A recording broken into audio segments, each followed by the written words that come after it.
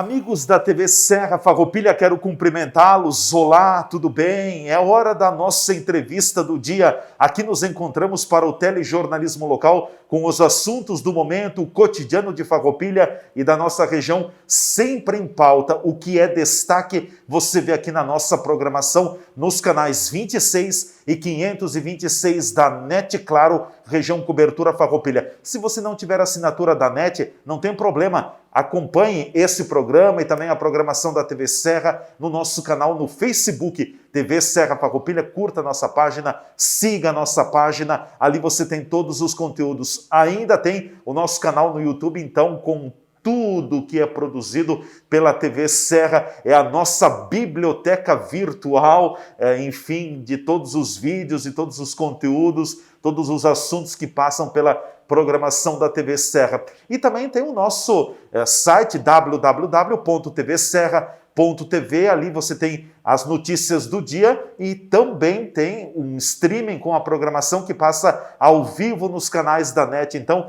em qualquer parte do planeta você pode acompanhar a nossa programação pela rede mundial de computadores. Estamos respeitando os protocolos sanitários. Eu peço a licença agora durante o período do vídeo para fazer a remoção da máscara, mas eu sempre reforço nesse momento a importância que nós temos. Aliás, eu já estou vendo pessoas na rua sem máscara. Gente, ainda não dá. Não podemos abdicar do uso da máscara. A máscara é fundamental, ela protege a pessoa, protege as outras pessoas. Higienizem as mãos com álcool em gel e, na medida do possível, evite aglomeração de pessoas. Por que eu coloco a palavra evite, na medida do possível? Nós temos que buscar um equilíbrio entre a saúde e também a atividade laboral. Então, na medida do possível, vamos buscar o bom senso. A cautela e o cuidado de todos ainda é fundamental para superarmos esse momento pandêmico.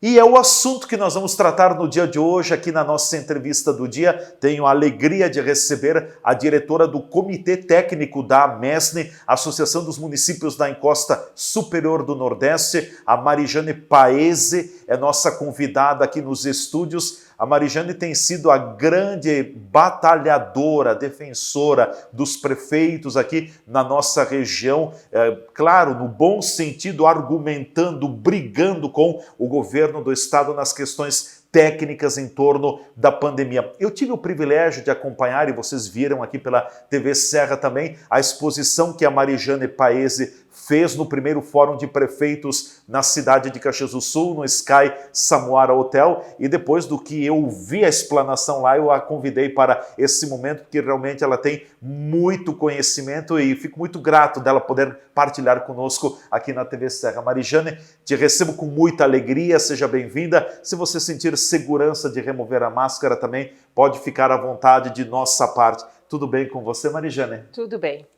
Vamos tentar, viver a vida de uma forma plena, com muito bom senso, com muita prudência, como bem disseste. Com certeza. Marijane, eu não sei se há conclusões, porque a pandemia da Covid-19 foi uma pandemia muito nova, não teve precedentes na história, mas passado mais de 1 ano e meio da pandemia, comportamentos do vírus, o impacto que ele tem causado na vida das pessoas, na saúde, na vida laboral, profissional, é possível a gente chegar, talvez, a algumas pistas conclusivas?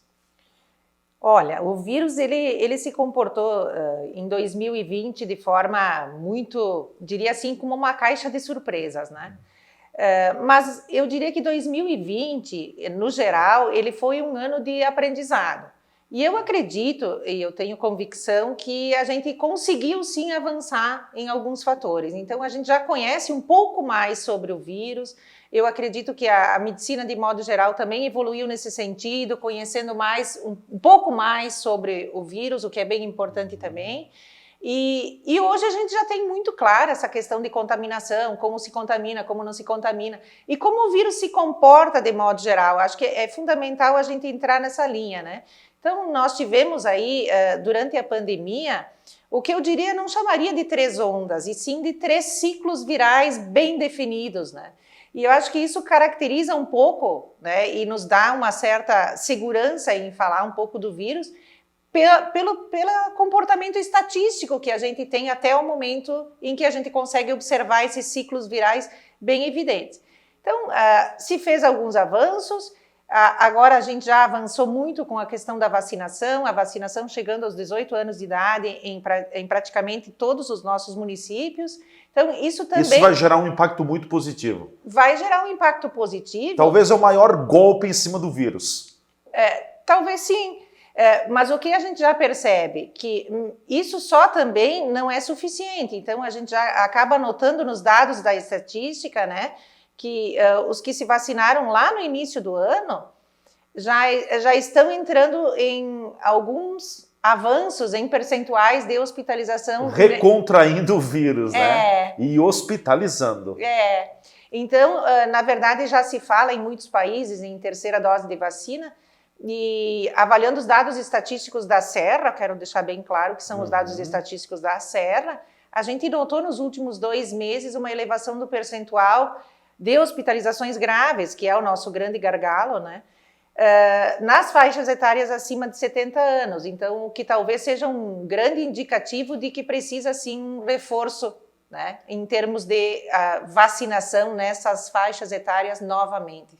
Você fala em 3 ciclos virais e não 3 ondas. Tem diferença entre ciclo viral e onda, na tua visão? Na minha visão, sim. Porque quando a gente fala em 3 ondas, a impressão seria de que as ondas foram ocasionadas pelos comportamentos ou, enfim, das pessoas em si, né?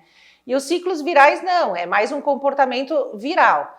A gente percebeu os ciclos virais, todos eles com períodos praticamente iguais, né? E com intervalos também iguais. Então, caracteriza mais realmente um ciclo viral e não uma onda, que ela seria provocada, né, pelo comportamento, enfim, né, mais pelo comportamento das pessoas. Eu acredito que não.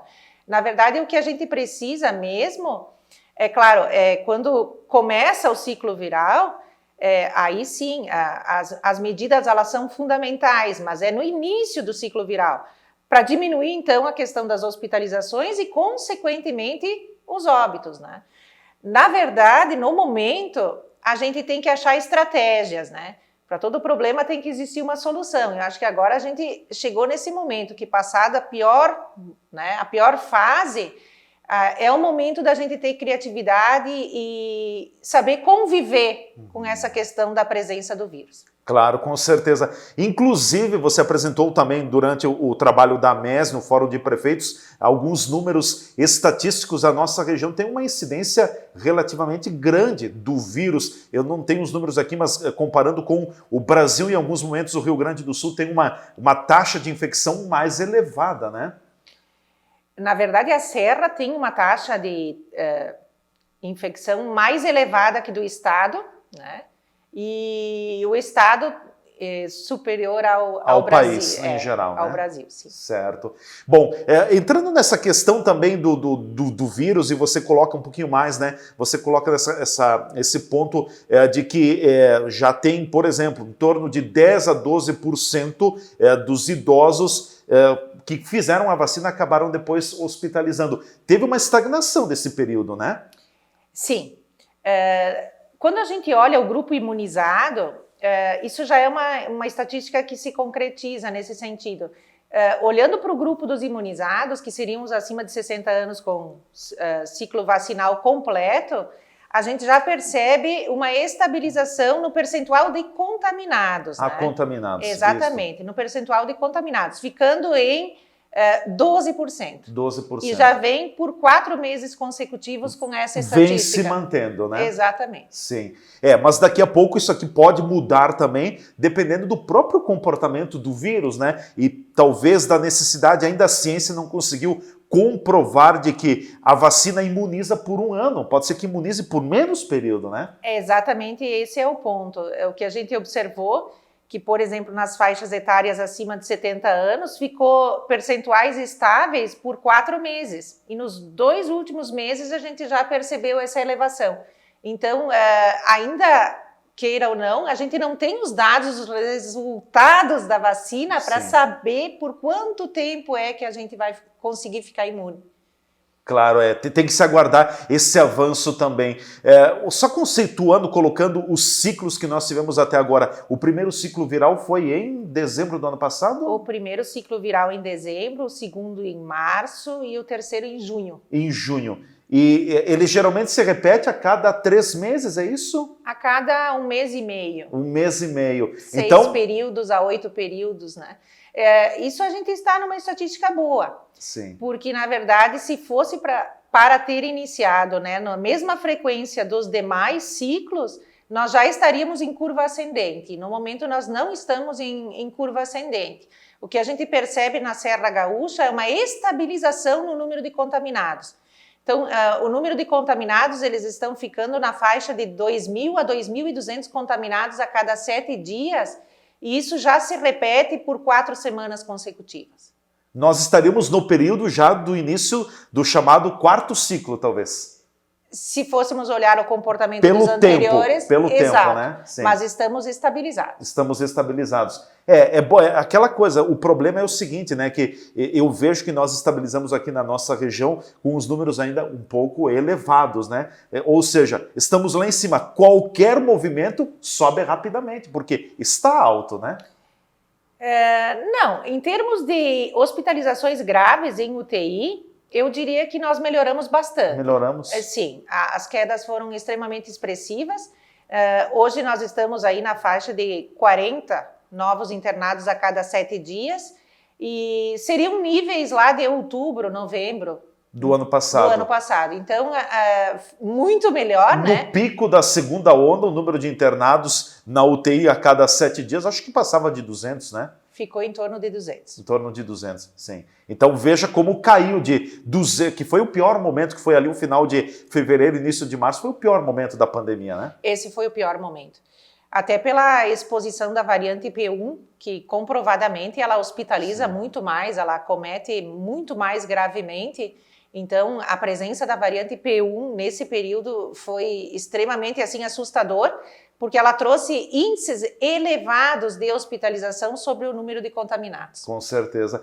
Preocupa, Marijane, a questão da variante Delta, que já está na nossa região, já tivemos casos, por exemplo, em Caxias do Sul, ela tem uma velocidade grande na forma de contágio, talvez é um sinal de alerta? Ela tem uma velocidade grande na forma de contágio. Ainda não tem impacto nenhum na questão hospitalar, então é muito cedo para se falar sobre isso, mas é o momento, e agora eu vou frisar, é o momento em que a gente precisa não simplesmente restringir, ou, né?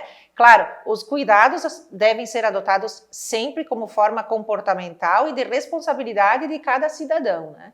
Mas, assim, eu vejo que é o momento também, então, de adotar outras estratégias de combate à pandemia. Então, se ela é muito mais transmissível, eu tenho que testar muito mais. Eu tenho que agregar programas de testagem que sejam efetivos, a ponto de identificar realmente quem está contaminado e promover o isolamento destes.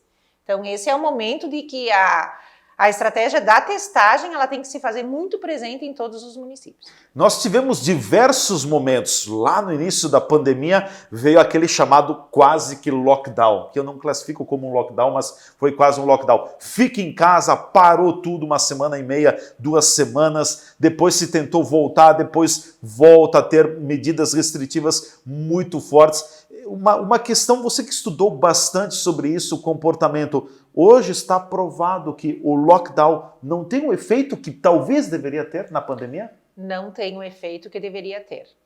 Mas aí eu falo, entre erros e acertos, nós tivemos períodos de aprendizado. Então, é muito difícil culpar, porque naquele momento não se sabia nada. Então, talvez fosse o que se enxergasse de alternativa, né? Então, é muito difícil olhar para trás, agora fica até fácil, né? Olhar para trás e dizer, isso funcionou, aquilo não funcionou. Mas era um momento em que era um momento de incertezas. Então, nesse sentido, a gente sabe que hoje realmente não funciona. Hoje a gente tem outras estratégias, países que superaram as questões pandêmicas com muito mais, né, vantagens assim, utilizaram muito a questão da testagem e outros, né, outros meios de controle. Claro, com certeza. Só para a gente fechar esse bloco, depois a gente trata mais das questões dos trabalhos do Comitê Técnico da MESNE nesse período também, mas um detalhe, o Comitê Técnico chegou a fazer também um levantamento, um acompanhamento, por exemplo, de datas comemorativas do ano passado, Dia dos Pais, Dia da Criança, enfim, efemérides especiais, onde as pessoas acabam se envolvendo mais e praticamente não impactou muito no número de casos, né? Sim, fizemos todo esse levantamento estatístico, né, inclusive de toda a região, de todos os nossos dados aqui, utilizamos a base de dados CIVEP-RS pegamos todas as datas comemorativas e fizemos um impacto. 7 dias antes, 7 dias após, 14 dias após, 21 dias após da data comemorativa, para ver qual era o impacto significativo no aumento das hospitalizações. E a gente realmente não identificou diferenças significativas que pudessem dizer que essas datas comemorativas provocaram algum aumento de contaminação ou hospitalizações. Não tem dados que justifiquem isso até o momento, né? Não, até o momento não. Com certeza. Bom, nós vamos para o nosso intervalo. Na sequência, a gente volta com a parte final do nosso bate-papo com a Marijane Paese. Ela é diretora do Comitê Técnico da MESNE. E na volta, nós vamos falar um pouco mais do amplo trabalho que a MESNE também tem feito. Aliás, a nossa Associação dos Municípios da Encosta Superior do Nordeste do Estado do Rio Grande do Sul, por diversas vezes foi modelo, colocou situações que foram modelo para todo o Estado no enfrentamento à pandemia. A gente volta em seguida para tratar mais sobre isso.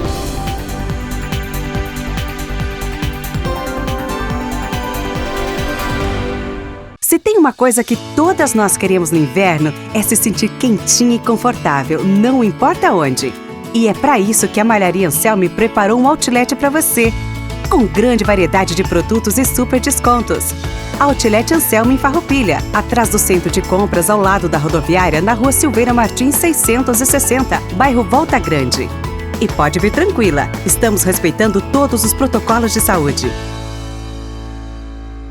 Fazer a graduação EAD semipresencial na UniAselv é ter a praticidade do EAD com o melhor do ensino presencial. Você estuda onde quiser e na hora em que puder. E quando pintar aquela dúvida, semanalmente um tutor dá aquela força para você que realiza atividades em sala, disciplina por disciplina.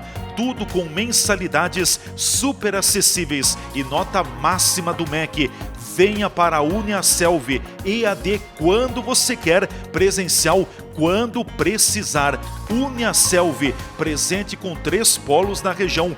Polo UniAselv Caxias do Sul, na Rua Guerino São Vito, número 814, Shopping Világio Caxias, WhatsApp 99699-9118.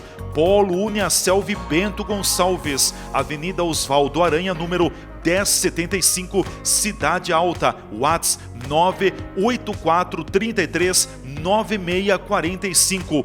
Polo UniAselv Farroupilha, Avenida Santa Rita, número 21, Sala 13, Edifício Rodolfo Antônio Feltrin, bairro Vicentina, WhatsApp 984471569.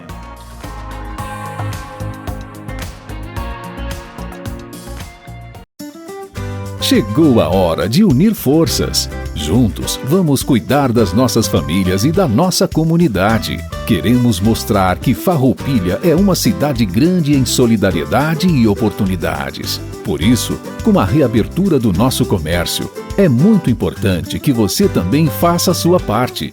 Compre em Farroupilha e apoie o nosso lojista local.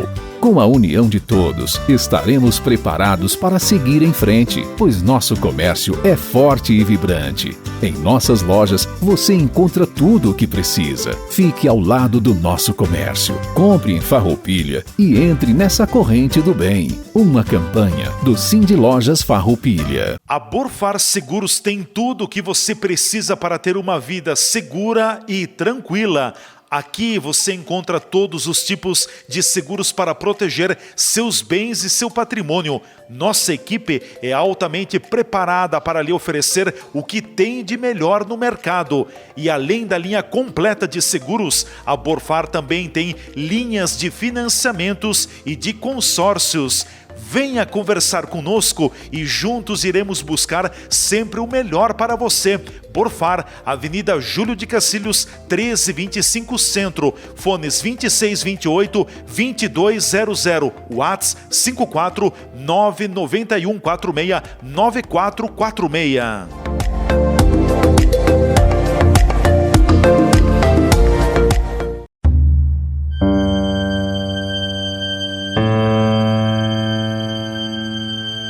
Essa sou eu, uma mulher que não cai em mimimi. Coronavírus, continuei normal, cumprimentando os colegas, visitando minha família. Rolou até umas festinhas de algumas amigas, mas era tranquilo, só gente conhecida. Lavar as mãos toda hora, álcool em gel. Ah, pra que tudo isso? Bom, como eu estava falando, essa sou eu. E se você não se cuidar, pode ser você. Só tem um jeito disso não acontecer. Leve a sério a prevenção ao coronavírus. A pandemia ainda não acabou.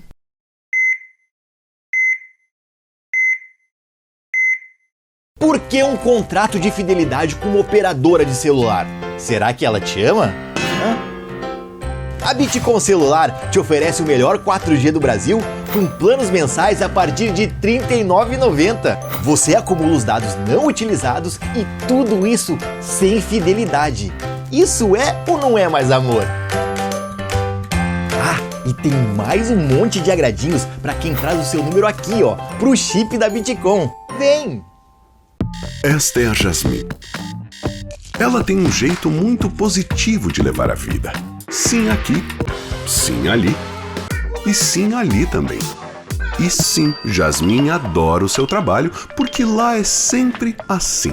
Quem é policial pode fazer parte do SESC? Sim. E barbeiro pode? Claro, com certeza. O SESC é para todo mundo, inclusive para você. SESC, a força do sistema Fê Comércio ao seu lado. Estas imagens que você está vendo aí são das 4 unidades do Grupo Bigfer no país. Nossas fábricas têm mais de 100 mil metros quadrados de área construída e estão instaladas em Farroupilha, no Rio Grande do Sul, em Curitiba, no Paraná e em Votuporanga, em São Paulo.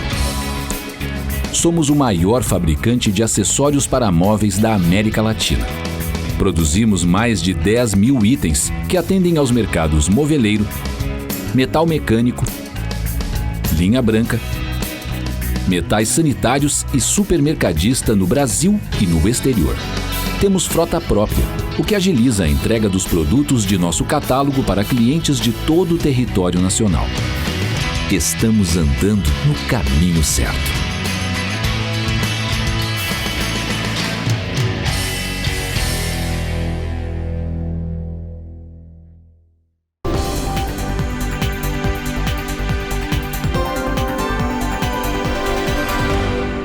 Já estamos de volta com a nossa entrevista do dia aqui pela TV Serra, canais 26 e 526 da NET Claro, região cobertura Farroupilha. Nossa gente se vê por aqui. Além da NET Claro, você nos acompanha no Facebook, TV Serra Farroupilha, esse programa na íntegra, ali no Facebook. Também tem um canal no YouTube, tem o nosso site www.tvserra.tv e ainda tem o nosso Instagram. Então fique conectado, fique ligado conosco. A diretora do Comitê Técnico da AMESNE, Associação dos Municípios da Encosta Superior do Nordeste, a Marijane Paese, a nossa convidada no dia de hoje aqui nos estúdios, e eu não quero cansar de falar o belíssimo trabalho que a Marijane Paese tem feito desde o ano passado na AMESNE, junto com os prefeitos da nossa região, junto com autoridades na área da saúde, com estruturas também da própria Universidade de Caxias do Sul,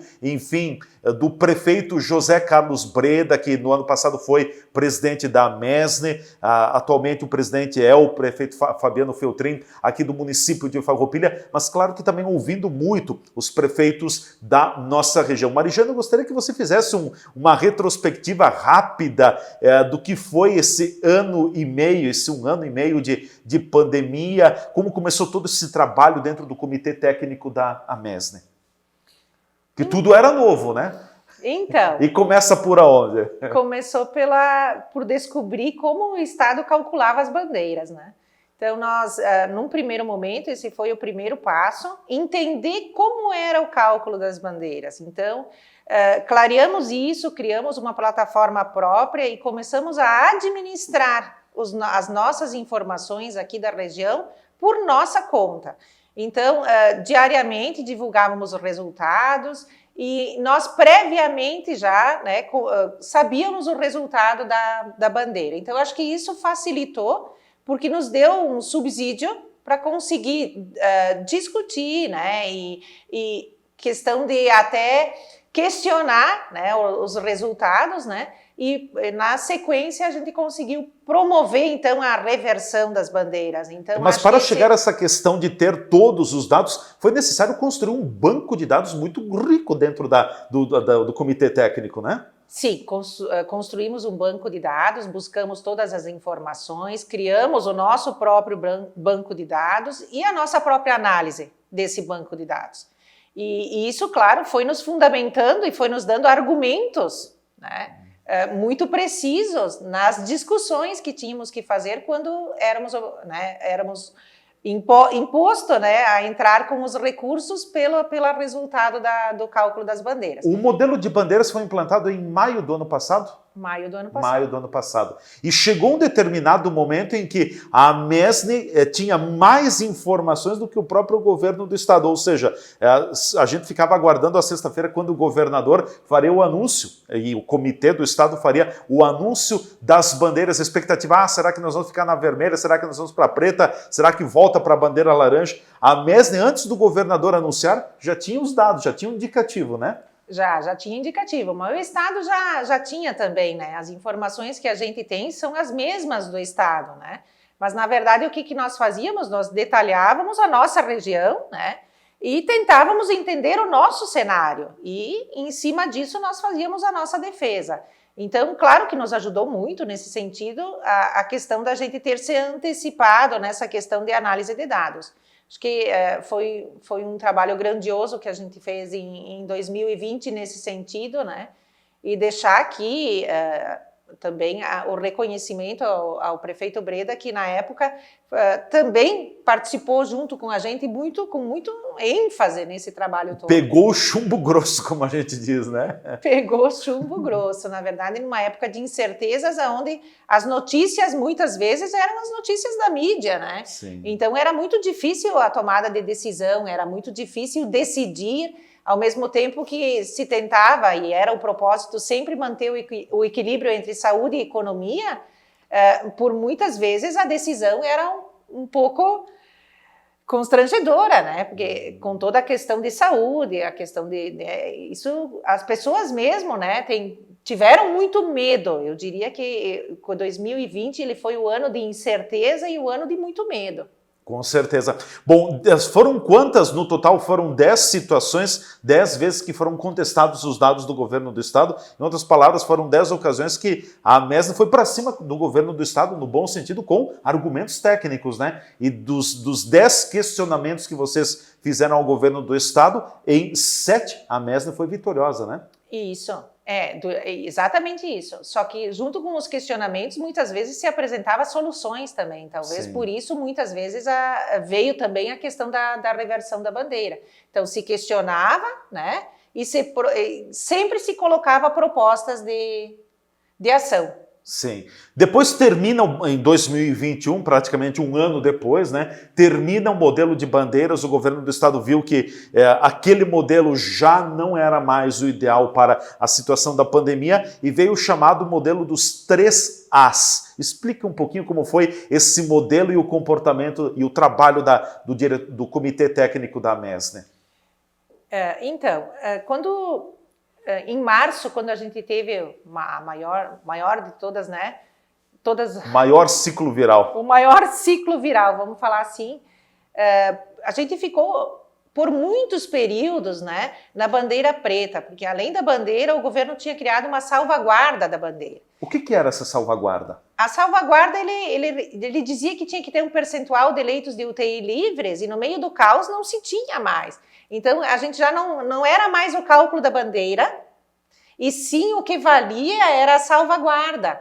Então, esse momento foi um momento muito difícil, porque a gente entrou no momento que a gente não conseguia mais virar a bandeira ficava sempre preta, né? Mas o cálculo ficava vermelho, ou até mesmo laranja, né? Mas a salvaguarda impedia a saída da bandeira preta. A salvaguarda impedia a saída da bandeira preta. E isso eu acho que foi o momento onde o Estado se colocou ele mesmo a avaliar o modelo das bandeiras. E aí perceber que aquele era o momento que tinha que fazer essa virada de chave, que não era mais adequado, porque na verdade o modelo era o mesmo de 2020, mas o comportamento do vírus também já tinha mudado bastante, né?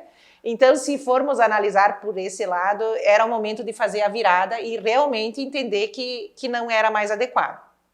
Veio o modelo do 3As, aviso, alerta e ação, né? Isso mesmo.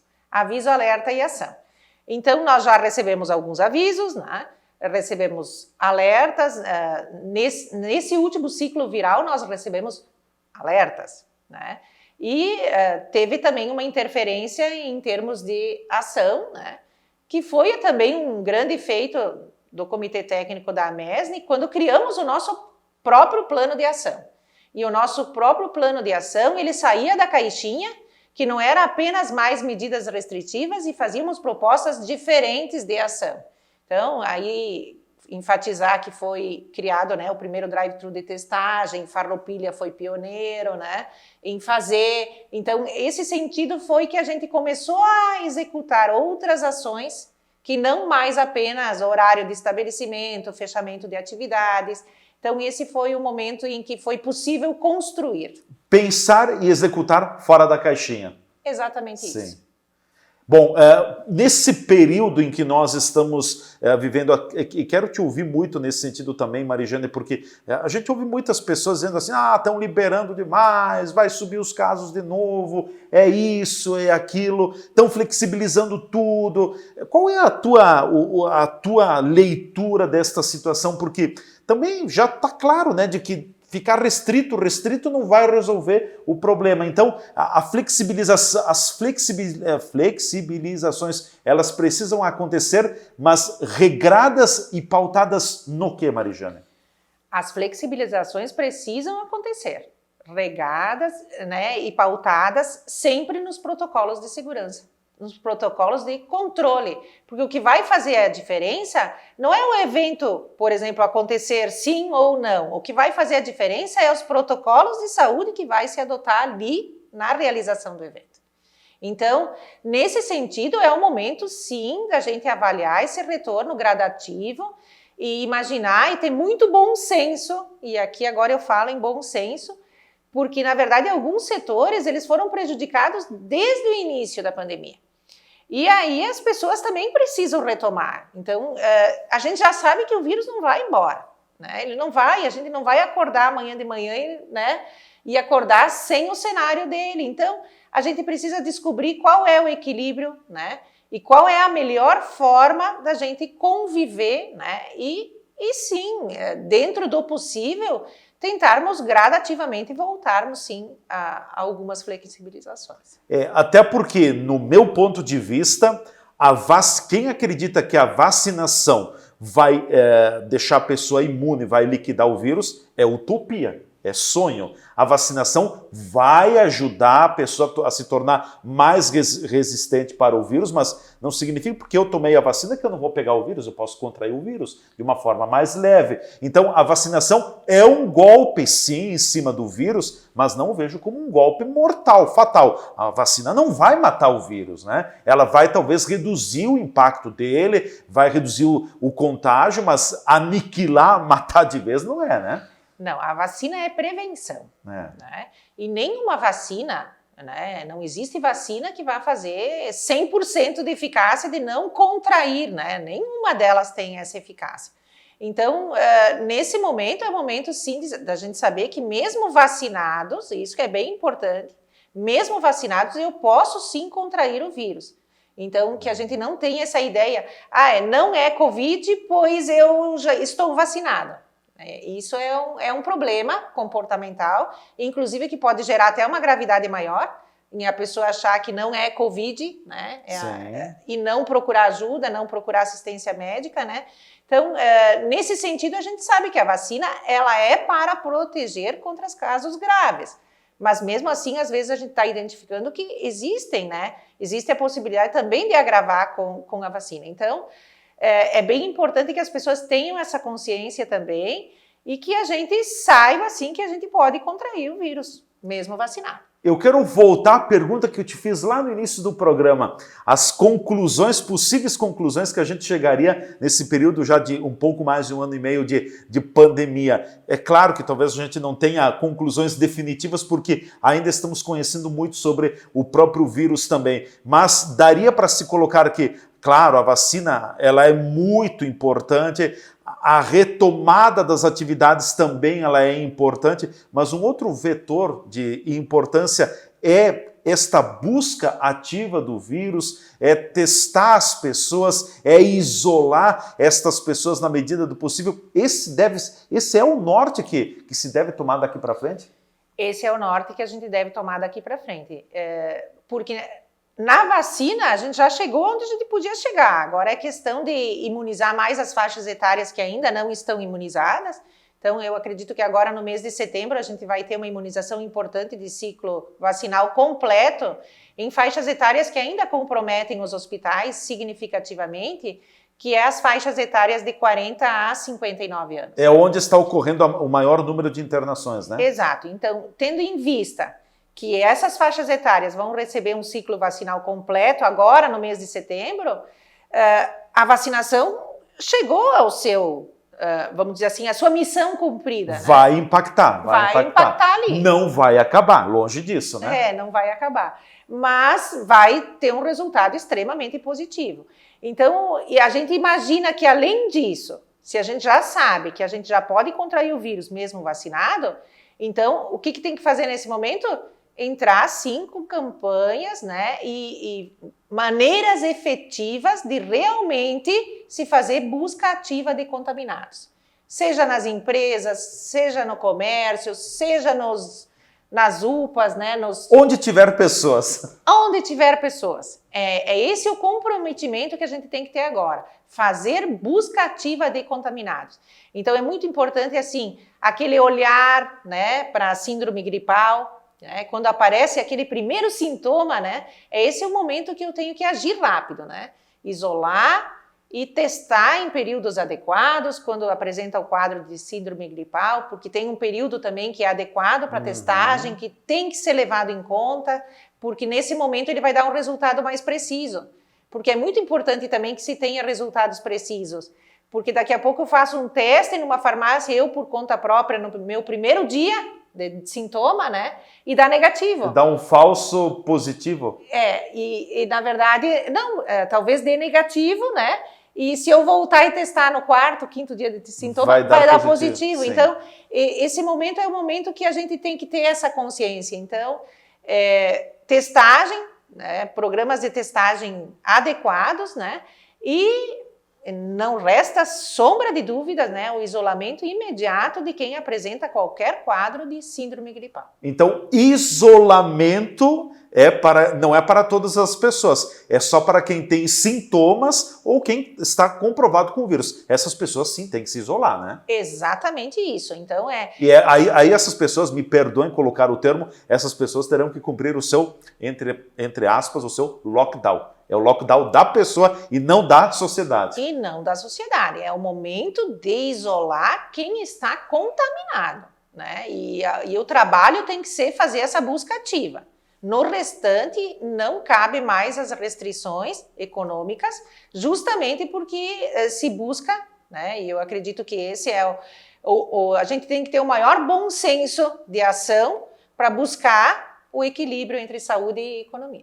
Para a gente fechar, Marijane, você acompanha muito, até porque o trabalho do diretor do Comitê Técnico da Mesne ele é muito amplo, você deve buscar muitas informações no mundo também. Vamos falar da Europa, que é sempre uma referência para nós. A Europa também bateu cabeça no ano passado com o vírus, né? Lockdown daqui, lockdown de lá, e depois se viu que talvez não tinha a melhor eficácia. Hoje, o mundo... de que forma trabalha essa questão do enfrentamento ao vírus, à pandemia? De uma forma geral. De uma forma geral, a gente vê alguns países avançando muito, né? Inclusive, tirando o uso da máscara. Mas, assim, o que a gente tem que ter um diferencial, que tem países com controle muito grande na entrada, né? Então, eles fazem uma vistoria muito grande na entrada de pessoas nos seus países. E isso facilita. Como o Brasil é muito grande, o Brasil é um continente, né?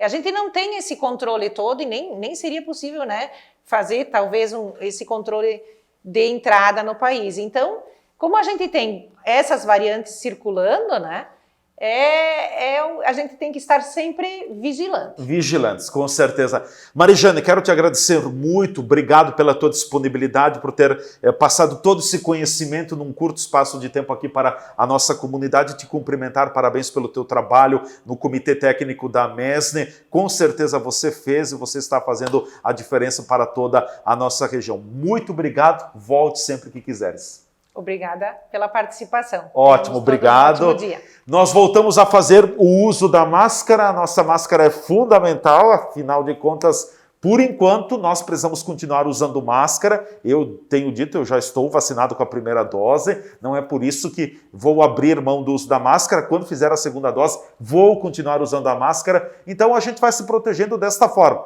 Gente, bom senso. Equilíbrio, nem só a saúde, nem só o trabalho, meio termo. Vamos lá, vamos em frente e nós vamos superar esse momento. Um grande abraço a todos, até amanhã com mais uma edição da Entrevista do Dia.